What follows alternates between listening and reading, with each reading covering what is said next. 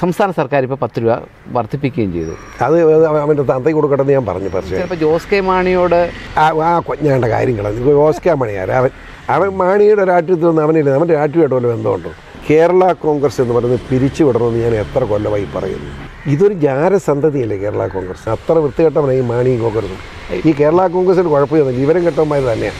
റബ്ബറിൻ്റെ താങ്ങുവില വർഷങ്ങളായി കേരള കോൺഗ്രസ് പാർട്ടിയും അല്ലെങ്കിൽ PC ജോർജ് രാഷ്ട്രീയമായി MLA ആയ കാലം മുതൽ തന്നെയൊക്കെ ഉന്നയിക്കുന്ന ഒരു പ്രധാനപ്പെട്ട വിഷയമാണ് റബ്ബറിൻ്റെ വില വർധനവിനെ സംബന്ധിച്ചിടത്തോളം. ഈ സംസ്ഥാന സർക്കാർ ഇപ്പോൾ 10 രൂപ വർദ്ധിപ്പിക്കുകയും ചെയ്തു. അത് അവൻ്റെ തന്തയ്ക്ക് കൊടുക്കണമെന്ന് ഞാൻ പറഞ്ഞു. പക്ഷേ അതായത് 10 ഉലുവായി ധർമ്മക്കാരൻ വരും 10 രൂപ കൊടുത്താൽ മുഖത്ത് വലിച്ചെറിയും. അപ്പോഴാണ് 10 ഉലുവ അവൻ്റെ വർത്താനം പറഞ്ഞു. അപ്പോൾ കേന്ദ്ര സർക്കാരിൽ നിന്ന് ഉറപ്പുകൾ വല്ലതും കിട്ടിയിട്ടുണ്ടോ? പക്ഷേ അത് ഉറപ്പ് കിട്ടിയത് മാത്രമല്ല, അഭിമാനമുണ്ട്. എനിക്കറിയാമോ, ഞങ്ങൾ അവിടെ പോയി കേന്ദ്രമന്ത്രിയെ കണ്ടു, അതിനുശേഷം ജോയിൻറ്റ് സെക്രട്ടറിയെ കണ്ടു, ഇങ്ങനെ പലരെയും കണ്ടു. ഞാനല്ല, ഷോൺ തന്നെയാണ് സംസാരിച്ച് ബാക്കി.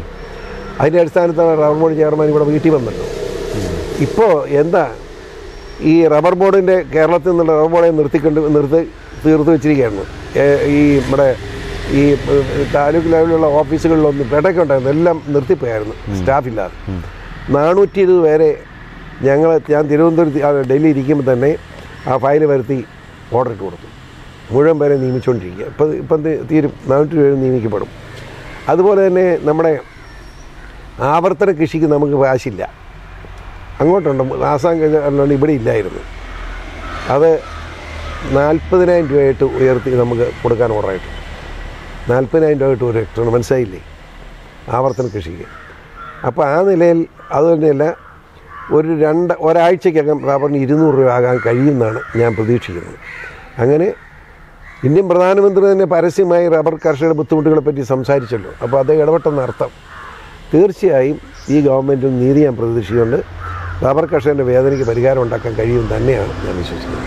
ഈ PC ജോർജിൻ്റെ BJP പ്രവേശനത്തോടുകൂടി മറ്റ് കേരള കോൺഗ്രസ് മുഖ്യധാര രാഷ്ട്രീയത്തിൽ നിൽക്കുന്ന രാഷ്ട്രീയ നേതാക്കന്മാർ ഇതൊരു പ്രചോദനമായി വരാനുള്ള സാധ്യത PC ജോർജ് എന്ന നേതാവ് കാണുന്നുണ്ടോ?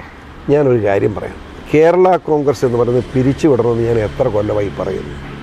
ഇപ്പോഴല്ലല്ലോ, ഇതൊരു ജാരസന്തതിയല്ലേ കേരള കോൺഗ്രസ്. ഞാൻ അംഗമായിരുന്നുകൊണ്ടാണ് പറയുന്നത്. എന്നെ വിശ്വസിക്കുക നിങ്ങൾ. ഈ ജാരസന്തതി എന്തിനു കൊണ്ടു നടക്കുന്നു? R ശങ്കർ എന്ന അതിപ്രഗത്ഭനായ കോൺഗ്രസ് നേതാവ് കേരളത്തിൻ്റെ മുഖ്യമന്ത്രി, അതുപോലെ തന്നെ അതിപ്രഗത്ഭനായ PT ചാക്കോ കേരളത്തിൻ്റെ ആഭ്യന്തരമന്ത്രി. ഇങ്ങനെ പോകുമ്പോൾ ആ PT ചാക്കോയുടെ രാജി ഉണ്ടായി.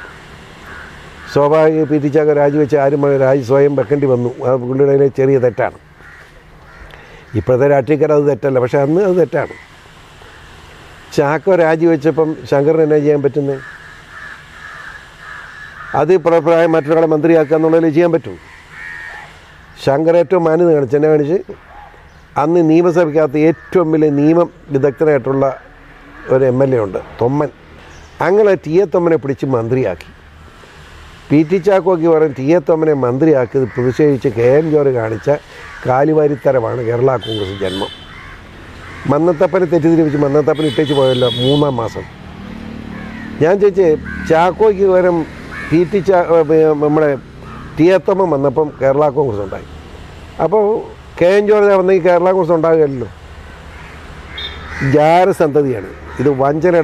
വഞ്ചനയുടെ പര്യായമാണ്.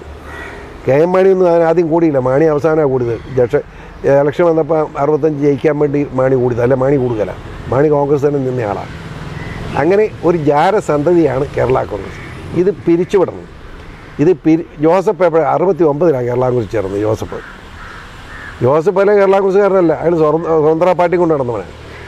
ചുമ്മാ കുറേ പേർക്ക് കക്കാൻ വേണ്ടി മോട്ടിക്കാൻ വേണ്ടി ഒരു പാർട്ടി എന്നുള്ളതല്ലാതെ വേറെ കാര്യം പറ്റില്ല. ആദ്യമായി കേരള നിയമസഭയിലെത്തിയ PC ജോർജിനെ അതിബുദ്ധിമാനായ KM മാണി തളർത്താനും ഇകഴ്ത്താനും വേണ്ടി ഒരു സ്ത്രീയെ കൊണ്ട് പൂഞ്ഞാർ കോടതിയിൽ ഒരു കേസ് കൊടുപ്പിക്കുകയും ഈരാറ്റുപേട്ട കോടതിയിൽ ഒരു കേസ് കൊടുപ്പിക്കുകയും ആ കേസ് കൊടുപ്പിച്ചതിന് ശേഷം അന്നത്തെ ഒരു നിയമസഭാ സാമാജികനെ കൊണ്ട് ഈ വിഷയം നിയമസഭയിൽ ഉന്നയിക്കുകയും അന്ന് നിയമസഭയിൽ ഉന്നയിച്ചപ്പോൾ PC ജോർജ് KM മാണിയുടെ മൂക്കും അല്ല കണ്ണും ലൂക്കോസിൻ്റെ അത് ഞാൻ പറഞ്ഞു ഉള്ള ഒരു കുട്ടിക്ക് ഞാൻ എന്തിനു ചെലവിന് കൊടുക്കണം, അന്നാണ് സത്യത്തിൽ കേരള നിയമസഭയിൽ PC ജോർജ് എന്ന് പറയുന്ന വ്യക്തിയെ കുറച്ചുകൂടി അന്നത്തെ സ്പീക്കറായിരുന്ന കുര്യനും അതുപോലെ തന്നെ അവരൊക്കെ തന്നെ ഞടുങ്ങിപ്പോയി എന്നാണ് പറയുന്നത്. സംഭവം എന്താണെന്നറിയാം, ഞങ്ങളുടെ ഈ കേസ് കൊടുക്കുമ്പോൾ ഞാൻ തിരുവനന്തപുരത്ത് എനിക്കറിയില്ല, ഈ പത്രത്തിൽ വരുമ്പം ഈ ഇവിടെ ഊതാണ്ടെന്ന് ഞാൻ അങ്ങനെ കേസ് കൊടുപ്പിച്ച്. പക്ഷെ അത് മാണി സാറിൻ്റെ നിർദ്ദേശം KM മാണി കളിയായിരുന്നു. KM മാണിയുടെ കളി കാരണം നിയമസഭ ഞാൻ രൂക്ഷമായിട്ട് മാണി ആക്രമിച്ചല്ലോ. നമ്മളിവിടെ കൊളുന്തെടുക്കാൻ വരുന്ന ഒരു ആളുണ്ട്, പാവങ്ങളാണ്, അവരുടെ മകളോ പെങ്ങളുടെ മകളോ അങ്ങനെയുണ്ട് ആ സ്ത്രീയെ. ആ സ്ത്രീയോട് എനിക്ക് വലിയ ബഹുമാനമുണ്ട്. എന്നാന്നറിയോ, പാലാ കോടതി വിസ്തരിക്കാൻ വന്നപ്പം എന്നെ കേസ് വിസ്തരിക്കും, ഞാൻ കൂടി കയറി നിന്നു. മൈസേട്ട് വണ്ണ ഞാമ്പതിക്ക് വരും, മൈസേട്ടിൻ്റെ മോൻ മാറി. ഞാൻ നിരവധി നിങ്ങൾക്കറിയാം. ആ മൈസേട്ട് സ്ഥലം മാറിപ്പോയി പറഞ്ഞു, എനിക്ക് മൈസേട്ട് എന്നുള്ള എൻ്റെ ജീവിതത്തിൽ ആകെപ്പാടെ എനിക്ക് മനപ്രയാസം തോന്നിയ നിരപരാധിയ ഒരു MLA എൻ്റെ മുമ്പിൽ പ്രതിയെപ്പോലെ വന്നിരുന്നപ്പോൾ എനിക്ക് സങ്കടം തോന്നി പറഞ്ഞു, പ്രസംഗത്തിൽ പറഞ്ഞു. ഈ സ്ത്രീ മൈസേട്ട് ചോദിച്ചു വന്ന് അവർ പറഞ്ഞ് ഞാൻ കള്ളക്കേസ് കൊടുത്തതാണ്, പിന്നെ 10,000 രൂപ എനിക്ക് തന്നിട്ടുണ്ട്, എന്നോട് ക്ഷമിക്കണം, ഞാൻ കള്ളക്കേസ് കൊടുത്ത ആ സ്ത്രീ പറഞ്ഞു കോടതി. അപ്പോൾ പിന്നെ ആ കേസിൻ്റെ മഹത്വം മനസ്സിലായല്ലോ. രസം എന്നറിയും, ഇത് പത്രത്തിൽ ദീപികയോ മനോരമയോ ദേശാഭിമാനി, ഇത് മനോരമയോ ദീപ എന്ന് പറഞ്ഞാൽ ഇപ്പം ഈ പറയുന്ന പോലെ 10-30,000 കോപ്പിയുള്ള മനോരമയും മാതൃഭൂമിയാണ് ഏറ്റവും വലിയ പത്രം. അവരാരും മൈൻഡ് ചെയ്തില്ല. ദേശാഭിമാനിക്കകത്ത് ഫ്രണ്ട് പേജല്ലേ ഇത്, അത് തനിനിറം കുട്ടിയുടെ പടം ഉൾപ്പെടെ കൊടുത്തു, തനിനിറം വന്നി ചുമ്മാ വൃത്തികേട് കാണിച്ചിട്ട് എന്ത് വൃത്തികേടല്ലേ. പക്ഷേ എന്നാ പറ്റിയേ, മാണിക്കന്നെ ക്ഷമ പറയേണ്ടി വന്നു. ഇപ്പം നിയമസഭയിൽ ഇങ്ങനെ ഓലൂക്കോസ് പ്രസംഗിക്കുക, പാവം മരിച്ചുപോയി, അങ്ങനെ പേര് കുറ്റം പറയാൻ പാടില്ല. അങ്ങനെ പറഞ്ഞപ്പോൾ ഞാൻ പറഞ്ഞു ശരി, ഞാൻ പോയിന്റ് ഓഫ് ഓർഡർ തന്നു. ചെറുപ്പമാണ് അന്ന് ചെറുപ്പമല്ല, 10-27 വയസ്സുള്ളൂ. ഉടനെ സ്പീക്കർ ഏൽപ്പിക്കാൻ പോയിന്റ് ഓഫ് ഓർഡർ അനുവദിക്കാതിരിക്കാൻ പറ്റുമല്ലോ. ഞാൻ ചോദിച്ചു, സാർ KM മാണിയുടെ കണ്ണും ഓലൂക്കോസിൻ്റെ മൂക്കുമുള്ള കൊച്ചിനെ കൊണ്ടുവന്ന് അതിന് പിതൃത്വം എന്നിൽ കെട്ടിയേൽപ്പിക്കാൻ ശ്രമിക്കുന്ന ഓർഡറിലാണോ എന്ന് ചോദിച്ചു. സഭ പൊട്ടിത്തെറിച്ചില്ലേ, എല്ലാവരും കൂടി ചിരിച്ച് ഓലൂക്കോസ് നാറി മാണി നാറി. അപ്പം എല്ലാവരും വിചാരിച്ചെന്നറിയാം, ഈ വാർത്ത വായിക്കുന്ന ജനങ്ങൾക്ക് ഞാൻ ചെറുപ്പമാണെന്നും ഇവർ കളവന്മാരാണെന്നും അറിയില്ല. എല്ലാവരും വിചാരിച്ചു ഞാനും മാണിയും ഈ ഓലൂക്കോസ് എല്ലാം ഒരുമിച്ച് എവിടെ പോയി പെണ്ണ് പിടിച്ച് നടന്നതാണ്.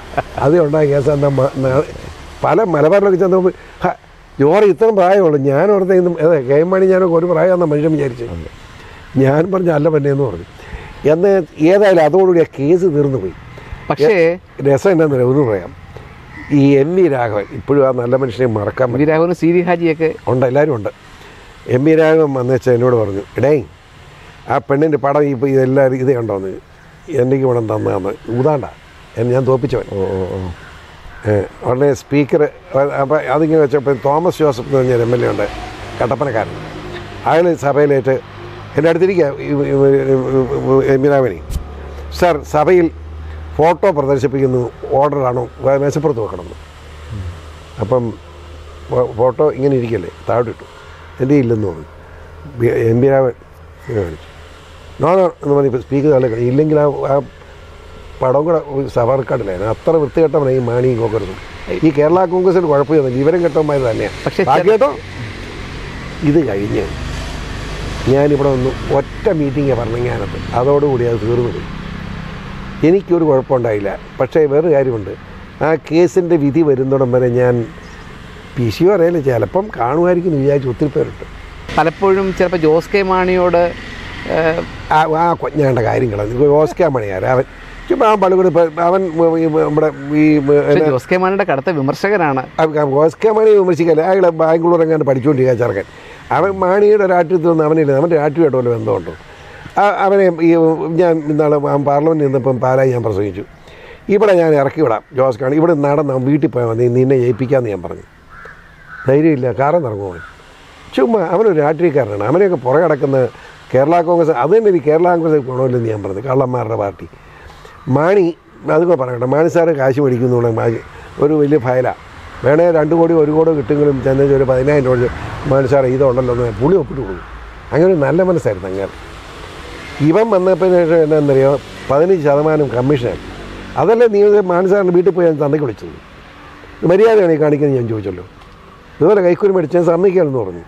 ആ ഈ ബാർ ഇഷ്യൂ അതിൻ്റെ പ്രസിഡന്റ് കൊല്ലംകാരൻ അങ്ങനെ കരഞ്ഞോണ്ട് എന്നോടൊന്ന് പറയും കാര്യം മേടിച്ച് 5 കോടിയായിട്ടാണ് മേടിച്ചത്. എന്നിട്ട് സാധനം കൊടുക്കാൻ 5 കോടിയോടെ വേണമെന്നും പറഞ്ഞു. ഞാൻ ചെന്ന് 10 തന്തയ്ക്ക് വിളിച്ചു പോയത് വരേടാന്ന് പറഞ്ഞു. അതിനൊക്കെ കൂട്ടിക്കാൻ എന്നെ കിട്ടുകയില്ല. ഈ മകനാണ് അത് കൂട്ടുമെന്ന് പറഞ്ഞു. അവന് ഇതിനെല്ലാം കൂട്ടാം. അത് ശരിയല്ല. കാശെന്ന് പറഞ്ഞ് കാശ് കണ്ടിട്ടില്ലാത്ത കാണുമ്പോൾ പോട്ടെ, ഞാനൊന്നും പറയുന്നില്ല. ഏതായാലും മാണി ഗ്രൂപ്പ് എന്ന് പറഞ്ഞ സാധനം പിരിച്ചുവിടാൻ സമയം കഴിഞ്ഞു. തിരിച്ചു വിടണം. ജോസഫ് തീർന്നു. അതാ ഞാൻ പിരിച്ചുവിടണ്ട. ആ മോൻ സൈലിയങ്ങാണ്ട് കിടപ്പുണ്ട്, വേറെ ഒന്നും ഇല്ല, ആരുമില്ല. ബാക്കി ജോസഫ് അയാൾ ഈ ഇതുപോലെ കാശ് കൈക്കൂലി മേടിച്ചോന്നില്ലേ, അതുകൊണ്ട് മനസ്സമാധാനം കിടന്നവർക്കും ഒന്നും നടക്കാനില്ല. ഈ ഷാർപ്പ് ഷൂട്ടറായ PC ജോർജ് ഉന്നം വെച്ച് വെടിവെച്ചവരെല്ലാം വെടി കൊണ്ടിട്ടുണ്ട്, അവരുടെ ഒരു രാഷ്ട്രീയമായ പതനവും സംഭവിച്ചിട്ടുണ്ട് എന്ന് പൊതുവെ ഒരു പരക്കെയുള്ളതുണ്ട്. അതാണ് ഈ ഷൂട്ടിംഗ്, ഈ വെടിവെപ്പിൽ രണ്ടും വീഴിക്കും. നോക്കും മാസപ്പടി കേസിൽ മാസപ്പടി കേസിൽ പിണറായി മകൾ ഉൾപ്പെടെ പോയി ജയിലിൽ. ഷാർപ്പ് ഷൂട്ടറായ ഒരു സംശയം വേണ്ട. കാരണം PC ജോർജ് മുൻപ് ആർക്കൊക്കെ എതിരെ അഴിമതിയോ അല്ലെങ്കിൽ ആരോപണമോ ഉന്നയിച്ചിട്ടുണ്ടോ അവരെല്ലാം പിന്നീട് വളരെ ദയനീയമായ രീതിയിൽ KB ഗണേഷ് കുമാറിന്റെ മന്ത്രിസ്ഥാനം പോയി. അതുപോലെ തന്നെ കെ മാണിയുടെ ബാർക്കോഴ കേസ്, PR ഗ്രൂപ്പിനെതിരെയുള്ള 1:1 ബസ് അലിഗേഷൻ. ഞാൻ കേരളത്തിൽ ഏറ്റവും അധികം മന്ത്രിമാരെ രാജിവെപ്പിച്ചോ ഞാൻ അറിയാവൂ. അതുകൊണ്ടാണ് ഞാൻ ചോദിച്ചത്. KM മാണി, കുറുപ്പ്, ഗണേശൻ, തീർന്നില്ല, TU കുർളാൻ, മോൻസൊക്കെ രാജിവെപ്പിക്കാൻ തുടങ്ങിയ ചെറുപ്പക്കാരനവണെ ക്ഷമിച്ചതാണ്. അല്ലെ 5 എണ്ണത്തെ വീഴ്ചയാണ്. അതുകൊണ്ടങ്ങനെ രാജിവെപ്പിക്കുന്ന ഏറ്റവും കൂടുതൽ മന്ത്രിമാരെ രാജിവെപ്പിച്ച ആ വ്യക്തി ആരാന്ന് ചോദിച്ചാൽ കേരള നിയമസഭയുടെ ചരിത്രം എടുത്താൽ അറിയാം PC പറയാം. അപ്പം ആ ചരിത്രം വീണ്ടും ഒന്നുകൂടി ഊട്ടിക്കുറപ്പിക്കുമോ? ഈ മുഖ്യമന്ത്രിയുടെ മകൾക്കെതിരെ ഉള്ള ആരോപണത്തിൽ കൂടി അത് എൻ്റെ മകനാണ്, ഞാനല്ലല്ലോ. അവൻ്റെങ്കിലും ഇനി കുറേ കൂടുതൽ തെളിവുകളോട് വരാൻ പോവുകയാണ്. വേറെ കുറേ കടലാസ് കൂടെ എൻ്റെ മകനിലുണ്ട്. ഞാൻ സുരക്ഷിതമായി തന്നെ എന്നോട് സംസാരിച്ചിരുന്നു. ഇനിയും വരും. ബാക്കിയോട് കഴിയുമ്പോൾ രക്ഷപ്പെടാൻ പറ്റില്ല. പഴുതടച്ച കേസാണ്. പിണറായി ജയിലിൽ പോകില്ല, മാർക്കില്ല. അതാണ് സാഹചര്യം. അതാണ്. കൂടുതൽ വാർത്തകളും വിശേഷങ്ങളും നിങ്ങളിലേക്ക് എത്താൻ ABC മലയാളം സബ്സ്ക്രൈബ് ചെയ്യുക, ബെൽ ബട്ടണും അമർത്തുക.